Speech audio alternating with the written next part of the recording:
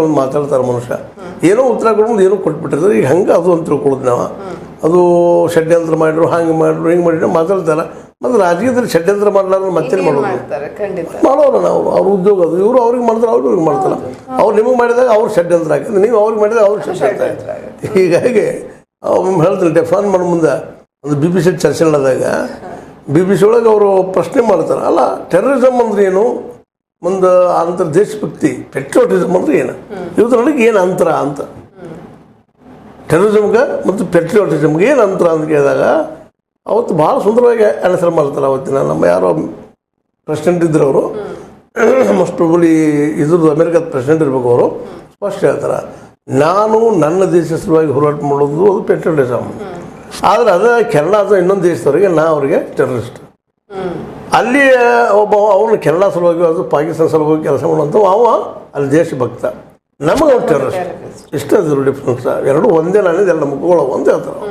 ಅದೇ ಉಗ್ರವಾದಗಳು ಇವು, ಟೆರರಿಸಮ್ ಮತ್ತು ಪೆಟ್ರಿಯೋಟಿಸಮ್.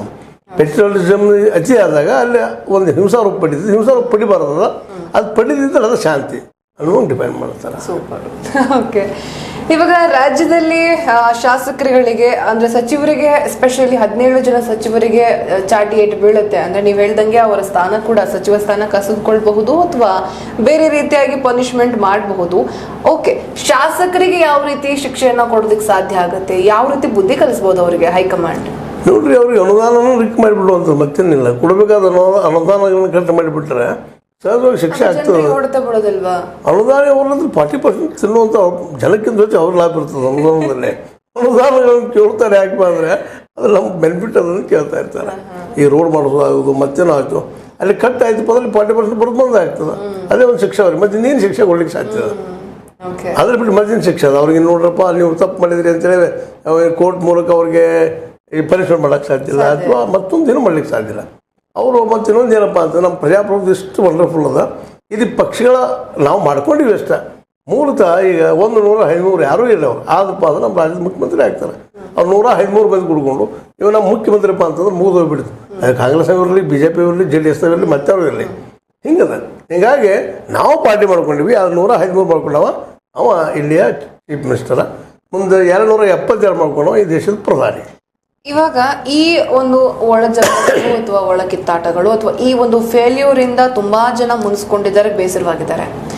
ಅದ್ರ ಮೇಲೆ ಹೈಕಮಾಂಡ್ ಕೂಡ ಮತ್ತೊಂದು ಚಾಟಿ ಏಟನ್ನ ಕೊಟ್ರೆ ಅಥವಾ ಶಿಕ್ಷೆಯನ್ನ ಕೊಟ್ರೆ ಅದರಿಂದ ಮತ್ತಷ್ಟು ಮುನಿಸ್ಕೊಂಡು ಶಾಸಕರೇನಾದ್ರೂ ಆ ಪಕ್ಷದಿಂದ ಹೊರ ಬಂದ್ರೆ ಕಾಂಗ್ರೆಸ್ ಸರ್ಕಾರ ಬೀಳುವಂತ ಸಾಧ್ಯತೆಗಳಿದಾವ ಸರ್? ಈ ರೀತಿಯಾದಂತ ಪಾಸಿಬಿಲಿಟೀಸ್ ಇದೆಯಾ ಅಂತ?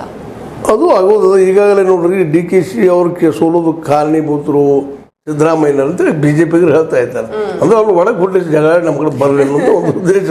ಅದ್ರ ಮೇಲೆ ಮತ್ತೊಂದಿಲ್ಲ. ಮತ್ತು ಅದು ಮಾಡಿಸಿದ್ರು ಇಲ್ಲ ಅದು ಅವರಿಬ್ಬರಿಗೆ ಗೊತ್ತದು. ಮತ್ತು ಇನ್ನೊಂದು ಏನಪ್ಪ ಅಂತಂದ್ರೆ, ಅವ್ರು ಮಾಡಿಸಿದ್ರು ಸಹಿತ ಈಗ ಸೋತಿದ್ದಾರೆ ಅವರು. DKC ಅವ್ರು ಕಂಟ್ರೋಲ್ ಮಾಡಿಸ್ರು ಮಾಡಿರ್ಬೇಕಿಲ್ಲ ಅಂತಲ್ಲ. ಆದರೆ ಅದನ್ನು ದೊಡ್ಡ ಇಶ್ಯೂ ಮಾಡಿ ತೋರಿಸ್ಕೊಂಡು ಇನ್ನಷ್ಟು ಭಿನ್ನಾಭಿಪ್ರಾಯ ಹೆಚ್ಚಾಗಿ ಹೋಗಿ ಮಾಡಿ ಹೊಡೆಯುವಂಥ ಪ್ರಯತ್ನ ಮಾಡ್ತಾ ಇರ್ತಾರೆ. ಅದು ರಾಜಕಾರಣದಲ್ಲಿ ಇವೆಲ್ಲ ರಾಜಕಾರಣದ ಭಾಗಗಳು. ಅದನ್ನಂತೆ ಯಾರು ಸೀರಿಯಸ್ ತೊಗೊಳ್ಳೋದಿಲ್ಲ ಮೋಸ್ಟ್ಲಿ. ಇದನ್ನು ಮೋಸ್ಟ್ಲಿ ಸಿದ್ದರಾಮಯ್ಯವರು ಸೀರಿಯಸ್ ತೊಗೊಂಡಿಲ್ಲ, ಅವರು ತೊಗೊಂಡಿಲ್ಲ, ಇಬ್ಬರು ಕುಡ್ಕೊಂಡು ನಡೆದಿದ್ದಾರೆ. ಇಲ್ಲ ಅಷ್ಟು ಮೀರಿ ಅದನ್ನು ಮ್ಯಾಕ್ಸಿಮಮ್ ಏನಾಗೋದು, ಈ ಗೌರ್ಮೆಂಟ್ ಬಿದ್ದು ಹೋಗ್ತದೆ.